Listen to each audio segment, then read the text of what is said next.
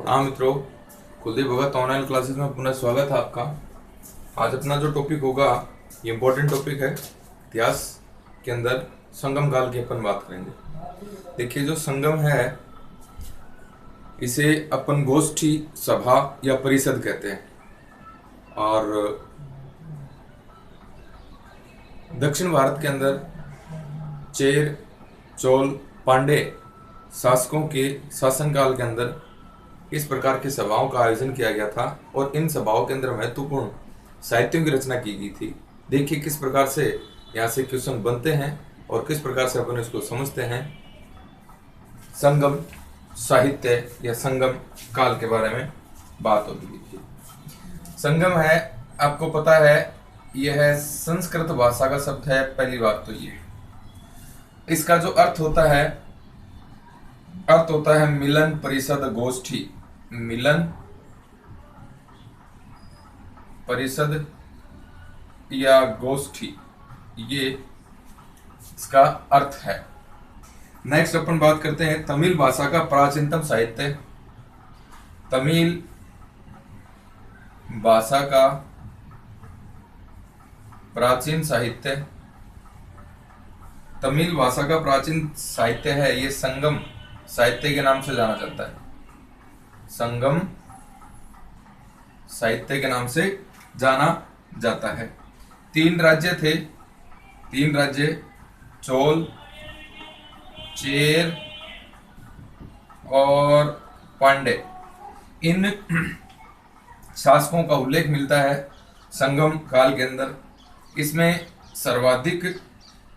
सर्वाधिक जो उल्लेख मिलता है ये चेरों का मिलता है। और जबकि पांड्य शासकों के संरक्षण में 3 संगम का आयोजन हुआ था। कितनी संगम है? 3 संगम का आयोजन हुआ था। प्रोफेसर मेहेंडले ने इसकी तुलना है, किसकी? संगम की तुलना आधुनिक फ्रांसीसी परिषद से की है।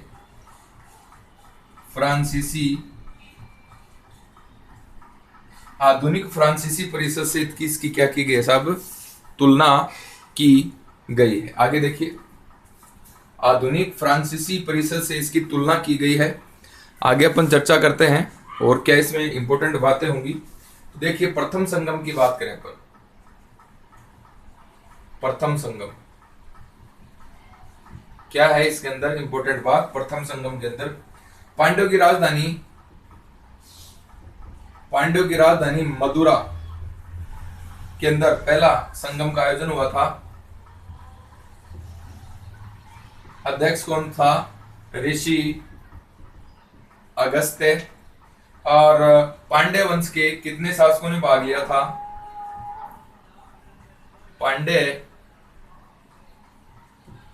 पांड्य राजा थे 89। इन्होंने संरक्षण प्रदान किया इस संगम को। सदस्य जो संख्या थी ये कितनी थी? 549। और इसके अंदर जो लेखक थे ये कितने थे? 4499 लेखकों की रचनाएं हैं, लेखकों ने भाग लिया था और इनकी रचनाएं हैं ये इस काल में मिलती हैं। वर्तमान में एक भी ग्रंथ है ये इसका उपलब्ध नहीं है, एक भी ग्रंथ उपलब्ध नहीं है साहब। नेक्स्ट देखेंगे तो द्वितीय संगम है। द्वितीय संगम में देखेंगे क्या इंपॉर्टेंट बात हुई। द्वितीय संगम है यह कपाटपुरम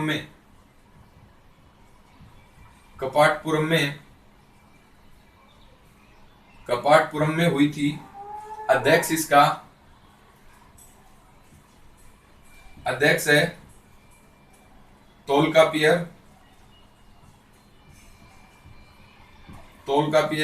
यह अगस्त ऋषि अगस्त था, इसका शिष्य था। इसके अंदर 59 पांड्य राज्यों ने भाग लिया, पांड्य राजाओं ने शासकों ने इसको संरक्षण प्रदान किया था। नेक्स्ट है, इसके अंदर 49 सदस्य थे और 3700 कवियों की कृतियां हैं, ये यहाँ पर प्रकाशित हुई थी। इसमें देखिए, इस संगम का सबसे प्रमुख जो ग्रंथ है ये है तोलकापियम। सबसे प्रमुख ग्रंथ तोलकापियम है। यह है सबसे प्राचीन तमिल व्याकरण ग्रंथ है। तमिल व्याकरण यह ग्रंथ है और इसे तमिल साहित्य की रीढ़ कहते हैं। तमिल साहित्य की रीढ़ कहते हैं साहब इसको, इस ग्रंथ को तमिल साहित्य की रीढ़ है। नेक्स्ट अपन बात करते हैं, तो देखिए तृतीय संगम है। यह मदुरा में होती है। अध्यक्ष होता है नकीरर, अध्यक्ष इसका नकीरर होता है। 49 पांड्य शासकों ने भाग लिया, 49 पांड्य शासकों ने भाग लिया, 49 सदस्य थे और 449 लेखकों की जो रचनाएं हैं ये यहाँ पर देखने को आपको मिलती हैं। तृतीय संगम है, इसके जो ग्रंथ हैं, तृतीय संगम के जो ग्रंथ है इसको 3 भागों में बांट दिया गया है। 3 भागों में बांटा गया है तृतीय संगम के ग्रंथों को। बात करेंगे कैसे कैसे बांटा गया है। देखिए पहले इसको दोबारा। संगम जो है ये संस्कृत भाषा का शब्द है। इसका अर्थ होता है मिलन परिभाषा गोष्ठी, मिलन परिषद गोष्ठी। भाषा, तमिल भाषा का प्राचीन साहित्य है, ये संगम काल के अंदर रचा गया था। 3 चोल शासकों का वर्णन मिलता है संगम काल के अंदर, चोल, चेर, पांडे। सर्वाधिक उल्लेख है ये किसका मिलता है, चेर वंश का। जबकि संगम जो हुए थे 3 संगम, इनको संरक्षण देने वाले शासक कौन थे, पांडे शासक। इनके संरक्षण में कितनी संगम हुई, 3 संगम हुई। प्रोफेसर मेंडले कहते हैं कि ये जो संगम थी ये आधुनिक फ्रांसीसी परिषद की तरह थी। अब अपन बात करते हैं प्रथम संगम की। प्रथम संगम जो थे, प्रथम संगम के अंदर क्या हुआ, पांड्यों की राजधानी मदुरा के अंदर हुई है। अध्यक्ष अगस्त्य था। कितने पांड्य शासकों ने संरक्षण दिया, 89 ने संरक्षण दिया। सदस्य संख्या कितनी थी, 549 और लेखक कितने थे, 4499 लेखक थे। वर्तमान में इसका एक भी ग्रंथ है ये उपलब्ध नहीं है। द्वितीय संगम देखेंगे तो कहां पर हुई, कपाटपुरम में हुई। कपाटपुरम में अध्यक्ष कौन था, तोलकापियर। संस्थापक अध्यक्ष तो इसका अगस्त्य ऋषि रहते हैं, लेकिन अध्यक्ष होता है तोलकापियर। तोलकापियर है ये किसका शिष्य था, ये ऋषि अगस्त्य का शिष्य था। कितने शासकों ने संरक्षण दिया, 59 पांड्य राजाओं ने संरक्षण दिया। सदस्य कितने थे, 49। और कवियों की कृतियां कितनी हैं यहाँ पर, यानी 3700 कवियों ने इस काल के अंदर अपनी कृतियां लिखी हैं। द्वितीय संगम का सबसे प्रमुख जो ग्रंथ है ये है तोलकापियम। ये जो है ये तमिल व्याकरण का प्राचीन ग्रंथ है। तमिल व्याकरण का प्राचीन ग्रंथ है, इंपोर्टेंट क्वेश्चन है। तमिल साहित्य की रीढ़ कहा जाता है इस ग्रंथ को। अब अपन बात करें तृतीय संगम, ये कहां पर हुई, मदुरा के अंदर हुई। अध्यक्ष कौन था, नकीरर था। 49 इसमें शासक थे, 49 सदस्य थे और 449 लेखकों की कृतियां इस समय रची गई, या 449 लेखकों ने यहाँ पर अपना योगदान दिया था। ग्रंथ है, यानी तृतीय जो संगम हुई उस तृतीय संगम के ग्रंथों को कितने भागों में बांट दिया गया है, 3 भागों में बांट दिया गया है। देखिए कौन कौन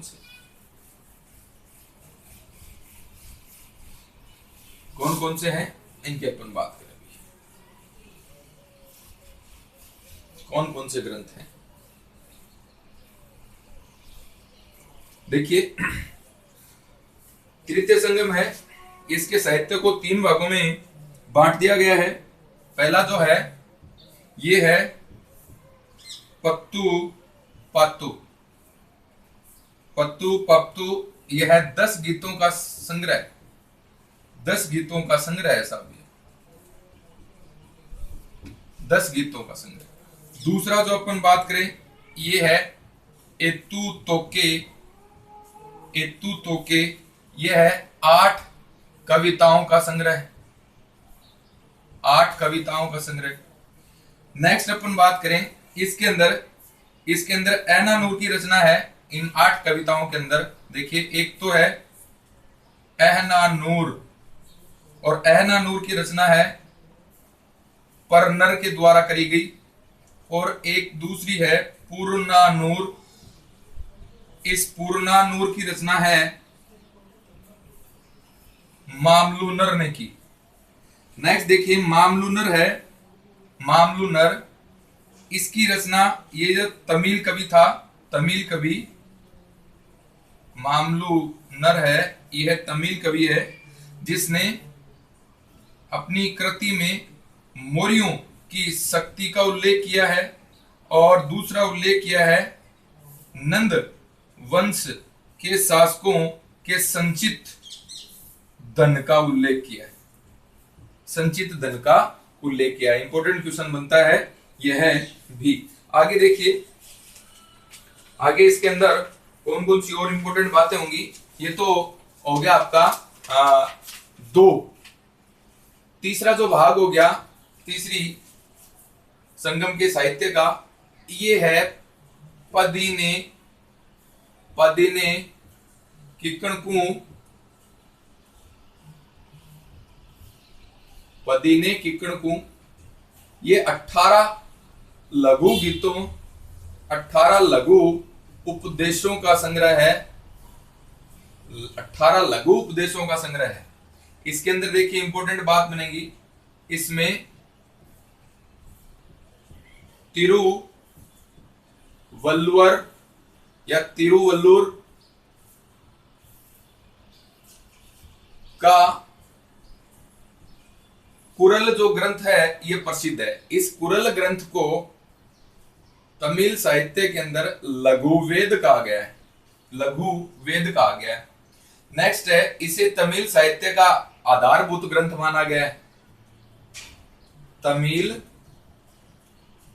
साहित्य का आधारभूत ग्रंथ है कौन सा? कुरल। इसे तमिलों की बाइबिल भी कहते हैं, तमिलों की बाइबिल कुरल ग्रंथ को। नेक्स्ट है, संगम काल के अंदर संगम काल के अंदर 5 महाकाव्य हैं, इनकी रचनाएं हुई। एक तो है शिल्पादिकारम, दूसरा है जीवक चिंतामणि,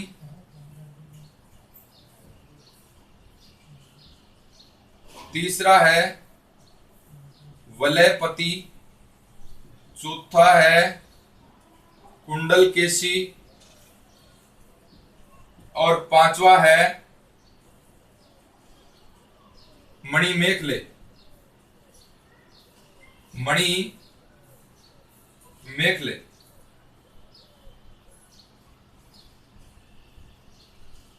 मणिमेखले इनके अंदर भी आपको 3 ग्रंथ ही उपलब्ध हैं, शिल्पादिकारम, जीवक चिंतामणि और मणिमेखले नामक जो ग्रंथ हैं ये ही उपलब्ध ग्रंथ हैं, और इन्हीं की अपन क्या करेंगे? चर्चा करेंगे। देखिए, तीसरी संगम हुई। तीसरी संगम का जो साहित्य है इसको 3 भागों में बांट दिया गया। तीसरी संगम के साहित्य को, पहला है पत्तू बागतू 10 गीतों का संग्रह, दूसरा है एत्तू तोके 8 कविताओं का संग्रह। एत्तू तोके के अंदर 2 कविताएं हैं, 8 कविताओं में से 2 कविताएं कौन सी हैं? एक तो ऐनानूर, इसकी रचना परनर ने की, एक पुरनानूर, इसकी रचना मामलूनर ने की। मामलूनर है ये तमिल कवि था, इस मामलूनर ने मौर्य शक्ति और नंद वंश का संचित धन है, इसका जिक्र किया है। इंपोर्टेंट क्वेश्चन बनता है, ध्यान में रखेंगे। कौन सा? पुरनारोल। नेक्स्ट अपन बात करें तो देखिए पदिने किकलकू है, ये 18 लघु उपदेशों का एक संग्रह है। इसमें जो इस 18 उपदेशों के अंदर तिरुवल्लुवर का एक कुराल ग्रंथ है, तिरुवल्लुवर के द्वारा लिखा गया कुरल ग्रंथ है, कुराल ग्रंथ है। इसको लघु वेद कहते हैं। यह तमिल साहित्य का आधारभूत ग्रंथ है और इसे तमिल बाइबिल भी कहा जाता है। कौन से ग्रंथ को? कुरल ग्रंथ को। नेक्स्ट अपन बात करते हैं तोलकापियम के द्वारा। तोलकापियम जो ग्रंथ है वो क्या था साहब? रीड था, तमिल साहित्य की रीड। और व्याकरण है वो प्राचीन व्याकरण, इससे पहले अपन ने चर्चा करी थी दूसरी संगीति के अंदर। नेक्स्ट देखेंगे तो संगम काल के अंदर 5 महाकाव्य हैं, इनकी चर्चा करते हैं। जिसमें पहला शिल्पाधिकारम, दूसरा जीवक चिंतामणि, तीसरा वलयपति, चौथा कुंडलकेशी, पांचवा मणिमेखले। इसके अंदर 3 ग्रंथ ही उपलब्ध ग्रंथ हैं। कौन कौन से? शिल्पाधिकारम, जीवक चिंतामणि और मणिमेखले। इन तीनों की ही बात अपन डिटेल से करेंगे और यहां से क्वेश्चन भी इंपॉर्टेंट बनते हैं। तो देखिए 3 ग्रंथ हैं, इन तीनों ग्रंथों की अपन बात करें। तीनों ग्रंथों की अपन बात करते हैं तो देखेंगे पहला है शिल्पाधिकारम। शिल्पाधिकारम की बात कर रहे हैं। शिल्पाधिकारम पहला ग्रंथ है शिल्पाधिकारम। इसका जो लेखक है, शिल्पाधिकारम का जो लेखक है ये है इलांगो आदिगल। इलांगो आदिगल ये लेखक है। चेर शासक सेन गुटवन का भाई था ये। चेर शासक शेर गुटवन का भाई, सेन गुटवन का भाई था। सेन गुटवन का भाई था इलांगो आदिगल। नेक्स्ट देखिए शिल्पाधिकारम का शाब्दिक अर्थ होता है, शाब्दिक अर्थ जो है ये है नुपुर की कथा। नुपुर की कथा यह तमिल साहित्य का प्रथम महाकाव्य ग्रंथ है। तमिल साहित्य का प्रथम महाकाव्य है। तमिल साहित्य का प्रथम महाकाव्य है। प्रोफेसर मेंडले ने इसे तमिल साहित्य का इलियड का इलियड माना है। नेक्स्ट अपन देखेंगे इसमें, इस ग्रंथ के अंदर, इस ग्रंथ में नेडुल जेलियन एक समृद्ध व्यापारी का पुत्र था। व्यापारी का पुत्र नेडुल जेलियम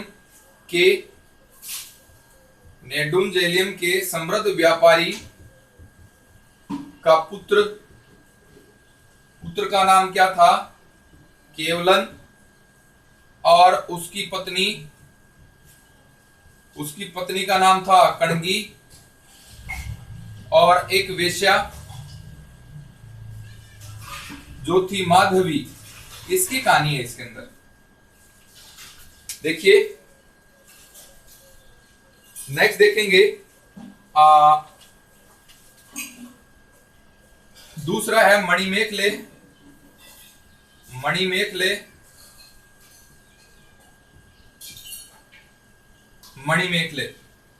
मणिमेखले का शाब्दिक अर्थ है मणियों की माला। मणियों युक्त कंगन, माला नहीं कंगन। नेक्स्ट है लेखक। इसका लेखक है शीतले सतनार। और ये बौद्ध ग्रंथ है। ये भी एक इंपॉर्टेंट बात है, बौद्ध ग्रंथ है। मणिमेखले जो थी यह माधवी व केवलन की पुत्री थी और यह एक धार्मिक व शास्त्रार्थ ग्रंथ है। अंत में, इस कहानी के अंत में मणिमेखले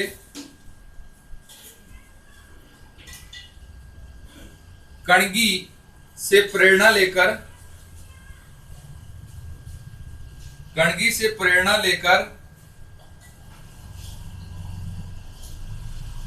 बौद्ध भिक्षुणी बन जाती है।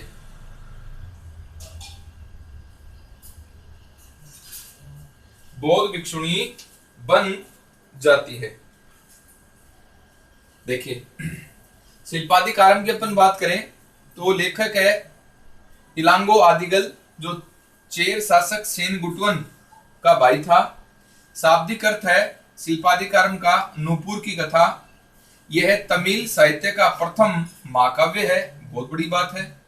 प्रोफेसर मेंडले ने तमिल साहित्य का शिल्पाधिकारम को इलियड कहा। इलियड पाश्चात्य ग्रंथ है। नेक्स्ट अपन बात करते हैं, इसकी तुलना की गई इससे। नेक्स्ट अपन बात करें तो देखिए, इसके अंदर कहानी कौन सी मिलती है। नेडुल जेलियन का एक समृद्ध व्यापारी था जिसका बेटा था केवलन, और उसकी पत्नी जो थी ये थी कणंगी, और इसमें एक गणिका माधवी का नाम आता है। देखिए, ये केवलन, कणंगी और माधवी की कथा है। इसमें केवलन है, यह गणिका माधवी के ऊपर सारा धन है यह नष्ट कर देता है। और अब है केवलन और कणंगी है, यह नेडुल जेलियन छोड़ करके और यहां से चले जाते हैं।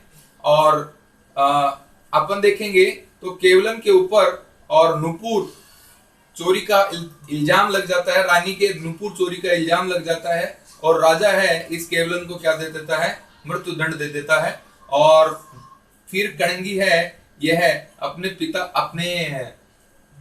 पति केवलन को निर्दोष साबित करने के लिए राजा से कहती है और इसको निर्दोष साबित करती है ये। और उसके बाद में जो है बताया जाता है कि उस राजा की मृत्यु हो जाती है और उस राज्य के अंदर जो है महामारी, अकाल और तूफान है ये आता है। तो मतलब इसके अंदर जो कहानी है ये तीन की है, एक तो केवलन है, कणगी है, माधवी की है। ये कहानी, ये ध्यान में रखना बस आपको।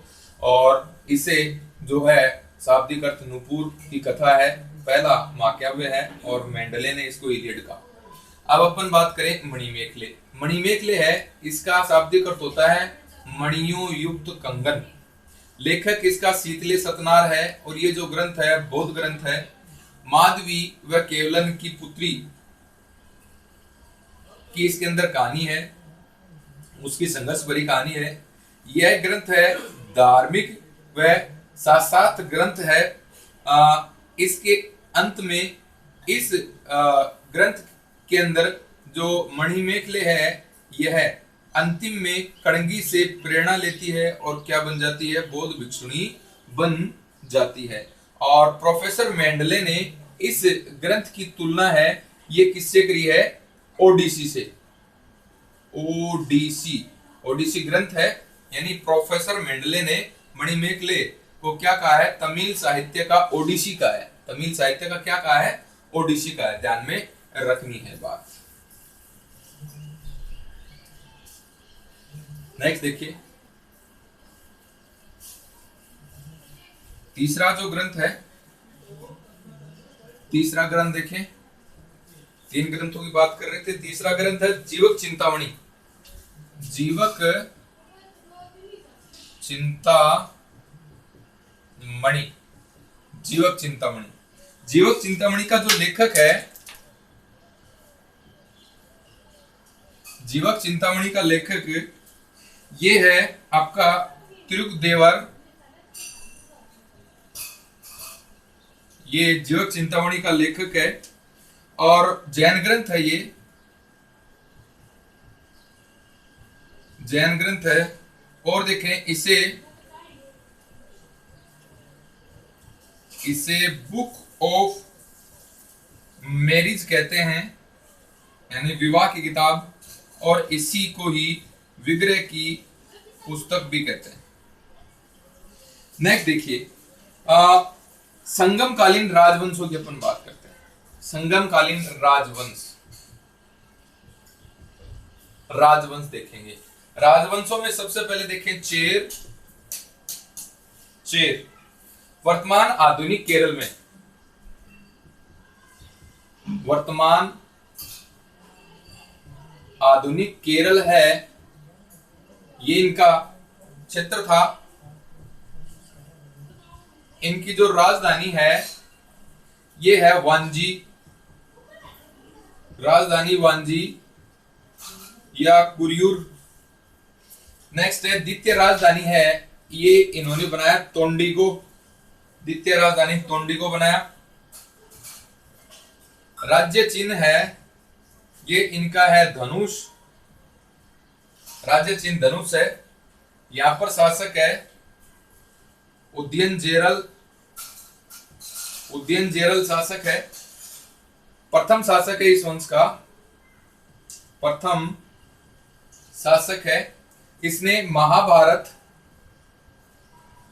महाभारत के सैनिकों को भोजन करवाया था, इसी कारण इसका नाम उदयनजेरल पड़ा। उदयनजेरल का मतलब भी होता है भोजन कराने वाला, भोजन कराने वाला, भोजन कराने वाला। नेक्स्ट देखेंगे तो देखिए इसके बाद में है नेदुलजेरल। इसमें इसने यवन व्यापारियों को बंदी बना लिया था, यवन व्यापारियों को बंदी बनाया इसने। नेक्स्ट है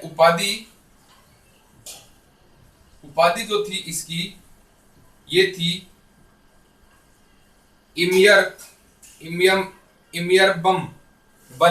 इमियरबन, यानी हिमालय तक सीमा वाला, हिमालय तक सीमा वाला। और दूसरी उपाधि इसने धारण की कुदियन, यानी अनेक हाथियों वाला, अनेक हाथियों वाला। नेक्स्ट देखेंगे इसके बाद में सेन गुटवन आता है। सेन गुटवन की आगे देखते हैं, चर्चा करते हैं सेन गुटवन की। सेन गुटवन को अपन देखते हैं क्या क्या इंपॉर्टेंट इसमें बातें होंगी। सेन गुटवन में भी इंपॉर्टेंट बातें हैं, देखिए। जीवक चिंतामणि नामक ग्रंथ है, लेखक कौन है? तिरुकदेवर। ये 5 महाकाव्यों की चर्चा कर रहे थे, उसमें तीसरा है ये। जैन ग्रंथ है, इसे बुक ऑफ मेरिज कहते हैं, विग्रह की पुस्तक कहते हैं। अब संगम काल के अंदर प्रमुख राजवंश है, इसकी चर्चा करें। पहला है चेर, वर्तमान आधुनिक केरल में स्थित है, राजधानी वांजी या कुरियूर और दूसरी राजधानी तोंडी। राज्य चिन्ह था धनुष। यहाँ पर उदयनजेरल नामक एक शासक होता है। उदयनजेरल का जो शाब्दिक अर्थ होता है भोजन कराने वाला। ये चेर वंश का पहला शासक था। इसने महाभारत के सैनिकों को भोजन कराया था, इसलिए इसने ये उपाधि धारण करी थी उदयनजेरल की। नेक्स्ट है नेदुनजेरल। ये जो है ये इसने यवन व्यापारियों को क्या बना लिया था? बंदी बना लिया था। इसने उपाधि धारण की इमियरबन। इसका मतलब होता है हिमालय तक सीमा वाला। इमियरबन यानी हिमालय तक सीमा वाला। जो दक्षिण भारत है इसके जो शब्दावली इस प्रकार से आएंगी। उदयन ये है अनेक हाथियों वाला। ये इसने 2 उपाधि धारण करी, किसने? नेदुनजेरल ने। आगे देखें, राजवंश चल रहा है, राजवंश चल रहा है अपना। राजवंश में अपन चेरों की बात कर रहे हैं। नेदुनजेरल के बाद में सेन गुटवन आएगा। सेन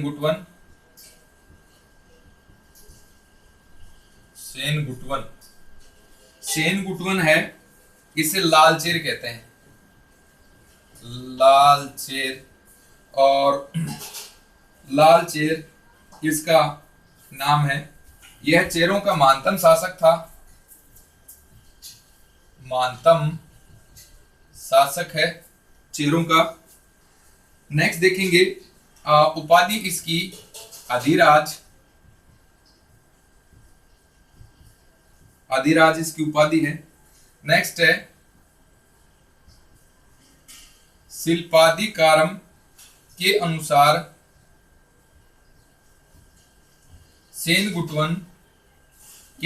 सेनगुटवन ने कुमार्य की देवी की पूजा प्रारंभ की, जिसे नाम दिया गया है कणगी पूजा या पतिनी पूजा। नेक्स्ट है और इस पूजा के अंदर श्रीलंका के शासक या सिंघल के शासक गजबाहु प्रथम ने भी इसकी क्या करी थी, इसका सहयोग किया था सेनगुटवन का। आगे देखिए, सेनगुटवन ने समुद्र को पीछे हटाने वाले की उपाधि धारण की। उपाधि इसकी और है, और उपाधि क्या है, समुद्र को पीछे हटाने वाला की उपाधि जिसने धारण की। नेक्स्ट है नदुमान अंजी यानी आदिगमन, आदि गरिमान को दक्षिण भारत, इसके बाद में जो शासक बनता है ये नदुमान या आदिगमन बनता है। इसे दक्षिण भारत में ईख की खेती यानी गन्ने की खेती, ईख की खेती प्रारंभ करने का श्रेय, ये भी अच्छा क्वेश्चन बनता है। अब वो चेरों के बंदरगाह है, इनकी अपन बात करेंगे। चेरों के बंदरगाह कौन कौन से थे? एक तो था टोंडी, एक था मुशीरी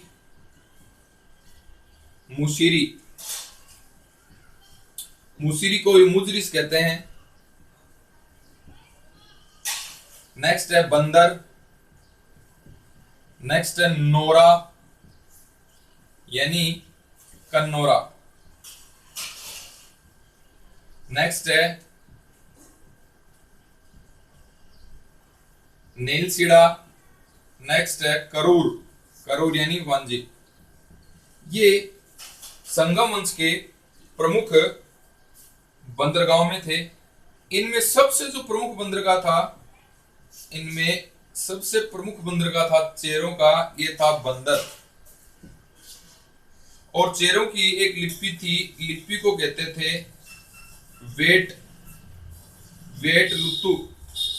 वेटे लुत्तु, ये चेरों की एक लिपि थी। तो ये बात कर रहे अपन चेरों की। देखिए, सेनगुटवन शासक बनता है, इसे लाल चेर कहते हैं साहब।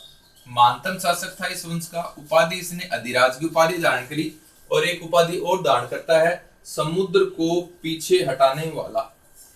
शिल्पाधिकारम के अनुसार इसने कुमारी की देवी की पूजा की।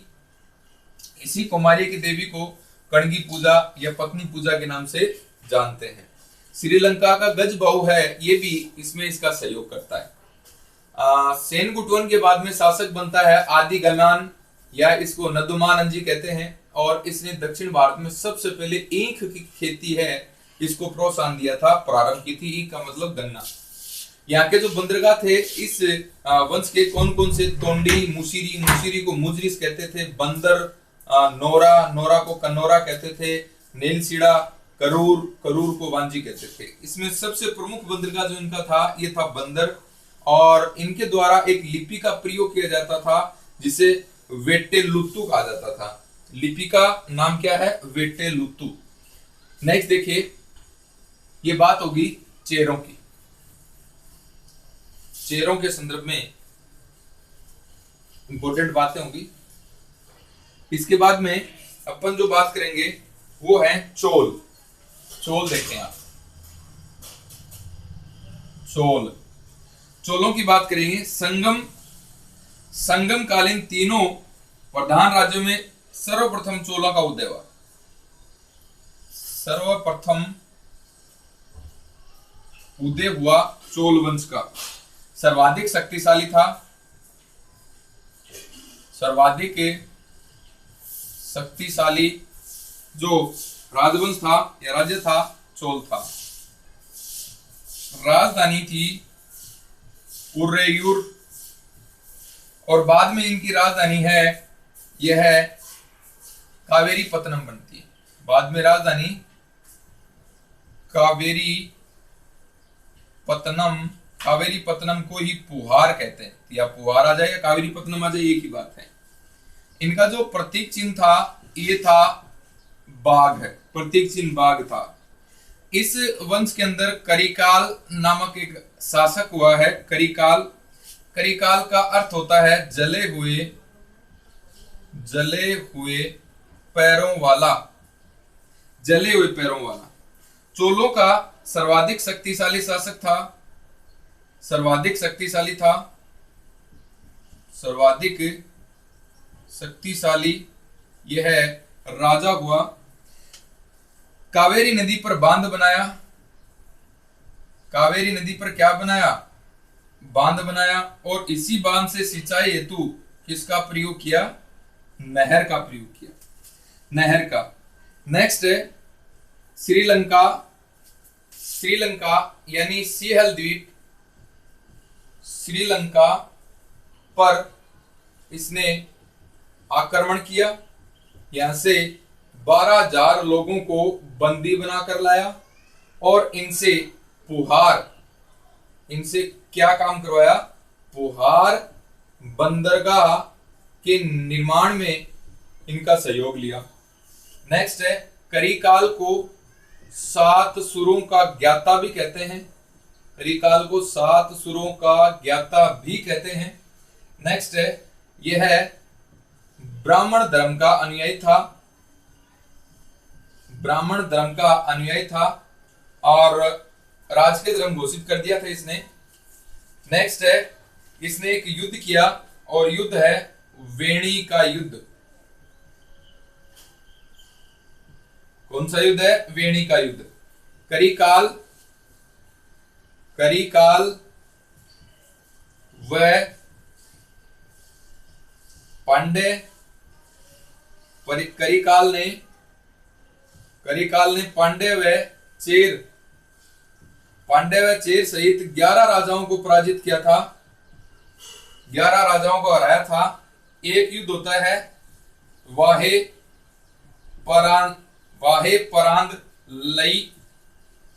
परांद लई का युद्ध, और ये युद्ध होता है करिकाल व 9 शासकों के मध्य। इसमें भी किसकी विजय हुई थी? करिकाल की विजय हुई थी। यहां भी करिकाल की विजय, यहां भी करिकाल की विजय होती है दोनों युद्ध के अंदर। करिकाल ने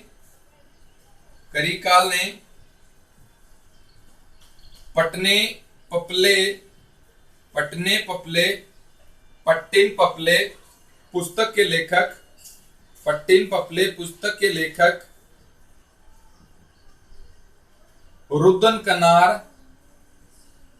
रुदन कनार को 16 लाख स्वर्ण मुद्राएं दी थी। दान में 16 लाख स्वर्ण मुद्राएं दी थी। इस पुस्तक के अंदर पुहार बंदरगाह तथा चोलों का विदेशी व्यापार का वर्णन है। आगे देखिए इसको समझते हैं एक बार। दक्षिण भारत के अंदर तमिल साहित्य की अपन बात कर रहे हैं। इसके अंदर 3 राजवंश थे, चोल, चेर, पांडे। इन तीनों के अंदर सबसे पहले जो उदय होता है, ये कौन से वंश का होता है? चोल वंश का। ये सर्वाधिक शक्तिशाली था। राजधानी उरेर थी, बाद में कावेरीपत्तनम पुहार बनती है। प्रतीक इनका क्या है? बाघ है। यहाँ पर करिकाल नामक एक शासक हुआ है जिसका शाब्दिक अर्थ होता है करिकाल का जले हुए पैरों वाला। यह सर्वाधिक शक्तिशाली राजा था इस वंश का, और इसने कावेरी नदी के ऊपर बांध बनाया और इसी बांध से सिंचाई हेतु क्या निकाली? नहर निकाली। दोनों बातें इंपॉर्टेंट बातें। अब देखिए, श्रीलंका के ऊपर आक्रमण किया और यहां से 12,000 लोगों को बंदी बना करके लाया, और इन बंदी बने हुए लोगों से पुहार बंदरगाह पे क्या करवाया? निर्माण कार्य का काम करवाया। इसे 7 सुरों का ज्ञाता भी कहते हैं करिकाल को, और करिकाल है ये ब्राह्मण धर्म का अनुयायी था और अपना राज धर्म भी है। ये किसे घोषित करता है? ब्राह्मण धर्म को घोषित करता है। अब है वेणी का युद्ध। वेणी के युद्ध में देखिए क्या हुआ था। करिकाल ने पांड्य व चेर राज्यों और इनके साथ में 11 राजाओं का संघ था, इसको पराजित किया था। एक है वेहे परांदलई का युद्ध। वाहे परांदलई का युद्ध ये भी करिकाल और 9 राज्यों या 9 शासकों के मध्य होता है, जिसमें भी किसकी विजय होती है? करिकाल की विजय होती है। नेक्स्ट है पटिन पल्ले। लेखक पटिन पल्ले का लेखक है। पटिन पल्ले एक पुस्तक है, इसका लेखक कौन है? रुद्र कनार। और इस पुस्तक के लेखक को करिकाल ने क्या किया था? 16 लाख स्वर्ण मुद्राएं दान में दी थी। इस पुस्तक के अंदर पुहार बंदरगाह तथा चोल विदेशी व्यापार का वर्णन मिलता है। तो ये बात होगी आपके चोलों की। वैसे चोलों की का जो अपन चर्चा है वो अलग से भी करेंगे, चोल वंश डिटेल से भी आगे देखेंगे इसको, लेकिन वर्तमान में अपन जो देख रहे हैं संगम साहित्य देख रहे हैं। संगम साहित्य में इतना ही देखेंगे अपन। संगम साहित्य के काल में इतने ही शासक इंपोर्टेंट हुए हैं। देखिए अब बात करें पांड्य राजवंश। राजधानी कहां थी साहब? कोरकई। राजधानी कहां थी? कोरकई। कौन सी नदी के किनारे? ताम्रपणी नदी के किनारे थी ये। बाद में राजधानी, इसके बाद राजधानी कहा जाती है मदुरा। राजधानी बाद में मदुरा होती है। प्रतीक है इनका मछली। पांड्यों का प्रतीक क्या है? मछली। पांड्यों का सर्वप्रथम जो उल्लेख करता है ये कौन करता है? मेगस्थनीज की पुस्तक इंडिका में इसका सर्वप्रथम उल्लेख होता है। पांड्य राज्य था, यह मोतियों के लिए प्रसिद्ध था। नेक्स्ट आगे देखेंगे, यहां पर जो शासक है ये पहला शासक है नेडियोन शासक। प्रथम शासक है और इसने समुद्र, बड़ा इंपॉर्टेंट क्वेश्चन है, समुद्र की पूजा करना प्रारंभ किया इसने। इस वंश का सबसे महानतम शासक है ये है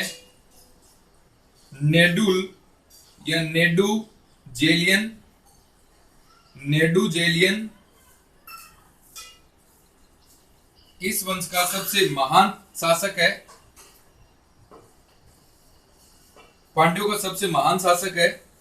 और इसी ने ही 210 ईस्वी में नेडुजेलियन ने 210 ईस्वी में रोमन सम्राट, बड़ा इंपॉर्टेंट क्वेश्चन बनता है ये, रोमन सम्राट अगस्टस के पास दूत भेजा। किसने भेजा? नेडुजेलियन ने। नेक्स्ट अपन बात करते हैं नेडुजेलियन के समय तेल या गानम का युद्ध होता है। तेलिया गानम का युद्ध कब होता है? 290 ईस्वी में तेलिया गानम का युद्ध होता है। नेडुजेलियन ने इस युद्ध को जीतने के कारण इस युद्ध के अंदर विजय है यह नेडुजेलियन की हुई। नेडुजेलियन की इस युद्ध में क्या होती है? विजय होती है। और इस युद्ध के कारण ये विजय हो गया। क्यों विजय हुआ? क्योंकि इस युद्ध के अंदर चोल, चेर व अन्य अन्य 5 मित्र सामंतों का एक गुट था। और इस युद्ध के जीतने के बाद में नेडुजेलन ने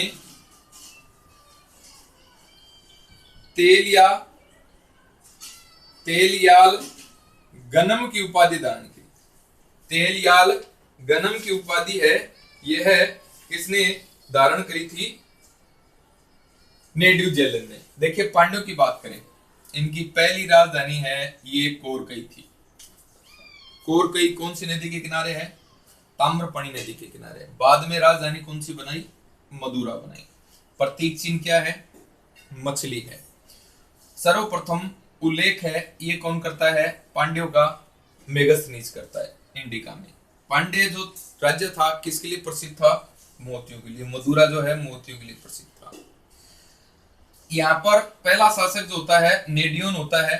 इस शासक ने समुद्र की पूजा करने की प्रणाली है ये प्रारंभ की थी। इंपॉर्टेंट क्वेश्चन है। इसके बाद में नेडुजेलियन शासक बनता है। ये इस वंश का महान शासक था और इसने 210 ईस्वी में रोमन सम्राट ऑगस्टस के दरबार में अपना दूत भेजा। इंपॉर्टेंट क्वेश्चन है। तेलियाल गानम का युद्ध होता है 290 ईस्वी के अंदर। इसमें किसकी विजय होती है? नेडुजेलियन की विजय होती है। क्यों? देखिए यहाँ पर ये इस युद्ध में विजय पाने के कारण प्रसिद्ध हो गया था। क्यों प्रसिद्ध हो गया था? चोल, चेर और 5 मित्र सामंतों का एक संघ था जो किसके साथ में युद्ध कर रहा था? नेडुजेलियन के साथ में युद्ध कर रहा था। लेकिन इसमें विजय किसकी होती है? नेडुजेलियन की विजय होती है। इसलिए जो है नेडुजेलियन प्रसिद्ध हो गया। और इस युद्ध में विजय प्राप्त करने के कारण नेडुजेलियन एक उपाधि धारण करता है और उपाधि कौन सी है? तलेयाल गनम। तलेयाल गनम की क्या करता है? यह उपाधि धारण करता है। तो ये जो थी ये संगम वंश की कुछ राजनीतिक व्यवस्था थी जिसमें चेल, चोर, पांडवों को अपन ने पढ़ा। और संगम युद्ध जो काल है इसके अंदर अपन ने कुछ साहित्य देखा। साहित्य है, इंपोर्टेंट साहित्य है। प्रथम जो संगीति है उसमें कोई साहित्य मिलता नहीं है, या प्रथम संगम है उसमें कोई साहित्य मिलता नहीं है। द्वितीय संगम है उसका तोलकापियम नामक जो ग्रंथ है वो आपको ध्यान में रखना है। तीसरे संगम है, इसके जो है जो इसको अपन ने 3 भागों में बांटा था उसके इतिहास को, पत्तु पात्रु एत्योतोके, इन सभी को ध्यान में रखना है।